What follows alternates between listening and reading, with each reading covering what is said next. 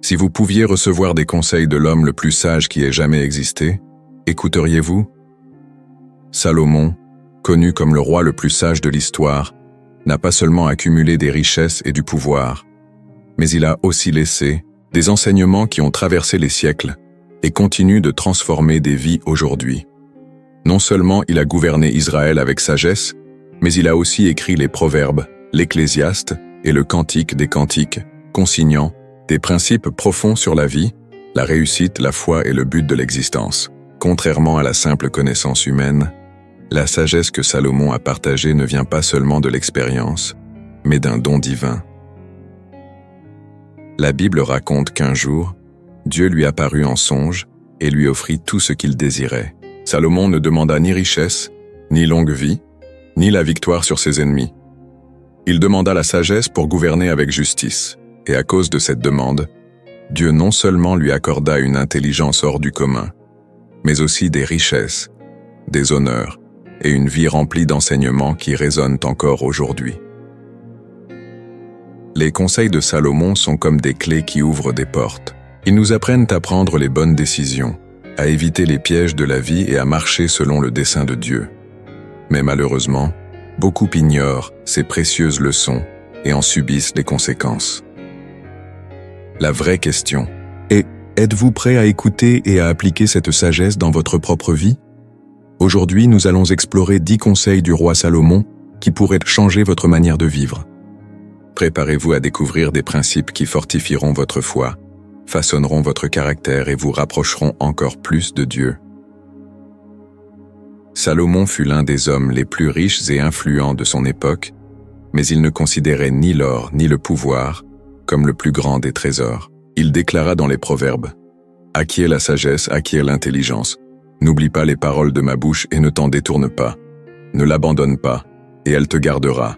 Aime-la, et elle te protégera. » Voici donc le premier, grand conseil du roi Salomon. Cherche la sagesse avant toute autre chose. Beaucoup de gens passent des années à courir après l'argent, la reconnaissance et le statut social, mais négligeant l'importance d'acquérir la connaissance et le discernement. Ils se préoccupent des biens matériels, mais n'investissent pas dans ce qui peut véritablement transformer leur vie, la sagesse qui vient de Dieu. La sagesse, c'est la capacité de prendre les bonnes décisions, de voir au-delà du moment présent et d'éviter les pièges qui peuvent causer du malheur. Elle nous protège des erreurs graves, nous aide à bâtir un avenir solide et nous guide sur des chemins sûrs. Mais où trouver cette sagesse? La Bible enseigne que la crainte du Seigneur est le commencement de la sagesse. Cela signifie que la véritable intelligence ne vient pas seulement des livres ou de l'expérience, mais d'un cœur aligné avec Dieu. Si vous voulez réussir votre vie, commencez par rechercher la sagesse. Avant de prendre une décision, posez-vous cette question. Est-ce que cela plaît à Dieu? Est-ce en accord avec les principes bibliques? Celui qui possède la sagesse marche en sécurité, évite les choix insensés et construit une vie fondée sur le roc. Maintenant, réfléchissez. Cherchez-vous la sagesse ou courez-vous après des choses éphémères? L'un des plus grands conseils que Salomon nous a laissés est inscrit dans les Proverbes. Confie-toi en l'Éternel de tout ton cœur et ne t'appuie pas sur ta propre intelligence. Reconnais-le dans toutes tes voies et il aplanira tes sentiers. Ce conseil peut sembler simple, mais il révèle un principe fondamental. Ne tente pas de diriger ta vie seul.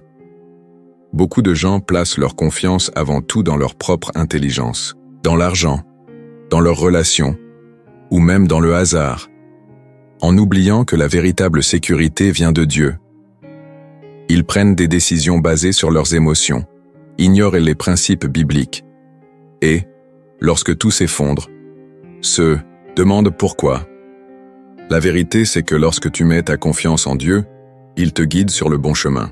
Cela ne signifie pas que la route sera toujours facile, mais cela signifie que tu ne seras jamais seul. Salomon avait compris que le véritable succès ne réside pas dans la poursuite de ses propres désirs, mais dans l'obéissance à la direction de Dieu. Il savait que l'intelligence humaine est limitée, mais que Dieu voit bien au-delà de ce que nous pouvons comprendre. Faire confiance à Dieu, c'est lui remettre tes décisions, tes inquiétudes et tes peurs.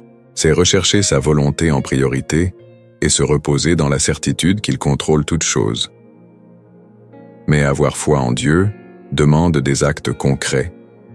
Il ne suffit pas de dire que l'on a confiance en lui tout en continuant à agir comme si tout dépendait uniquement de soi. Alors réfléchis. Mets-tu vraiment ta confiance en Dieu ou essaies-tu encore de tout gérer par toi-même? Les mots ont un pouvoir immense. Ils peuvent construire ou détruire, bénir ou blesser, donner la vie ou causer la ruine. Salomon l'avait bien compris et nous a laissé ce précieux conseil. La mort et la vie sont au pouvoir de la langue. À quiconque l'aime en mangera les fruits. Beaucoup de gens parlent sans réfléchir et en subissent ensuite les conséquences. Un mot mal placé peut briser une amitié, détruire une relation et même éloigner quelqu'un de son appel divin.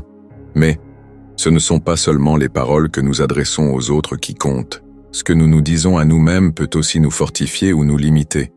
Combien de fois t'es-tu déjà saboté avec des phrases comme « Je n'y arriverai jamais »,« Ma vie ne changera pas »,« Je ne suis pas assez bon ». Si tu nourris ton esprit avec des paroles négatives, tu ne peux pas t'attendre à des résultats positifs. Ce que tu déclares influence directement ta vie. Salomon nous enseigne aussi que le sage réfléchit avant de parler, alors que l'insensé laisse échapper ses mots sans retenue. Voici 3 principes à appliquer au quotidien. Réfléchis avant de parler. Tes paroles sont-elles en train de bâtir ou de détruire? Utilise ta bouche pour bénir. Au lieu de te plaindre, déclare les promesses de Dieu sur ta vie. Écoute plus et parle moins. Bien des conflits pourraient être évités si nous apprenions à écouter davantage. Maintenant, dis-moi, utilises-tu tes paroles pour édifier ou pour démolir?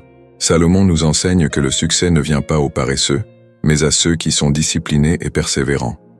Dans les Proverbes, il dit « Va vers la fourmi, paresseux, observe ses voies et deviens sage. Elle n'a ni chef, ni surveillant, ni maître, mais elle prépare sa nourriture en été et amasse de quoi manger pendant la moisson. » Ce passage nous montre que Dieu bénit ceux qui font leur part et travaillent avec sérieux. Beaucoup de personnes désirent des résultats, mais ne sont pas prêtes à fournir l'effort nécessaire. Elles demandent des bénédictions, mais ne veulent pas semer pour récolter. Pourtant, la Bible est claire.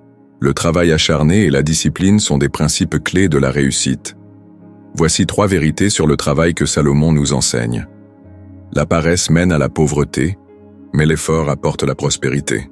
Celui qui ne s'engage pas pleinement dans ce qu'il fait n'obtiendra jamais de résultats durables. La discipline est essentielle pour progresser. Si tu veux réussir, tu dois apprendre à persévérer, même quand tu n'en as pas envie. Dieu bénit le travail de nos mains.